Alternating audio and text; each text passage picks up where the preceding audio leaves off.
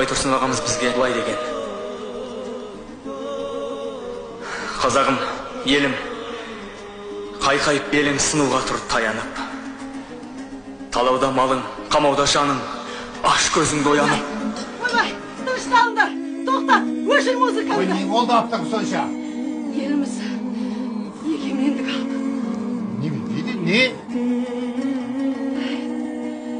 Тәуелсіздік алдық, азат болдық дейм. Tövbesizlik aldık.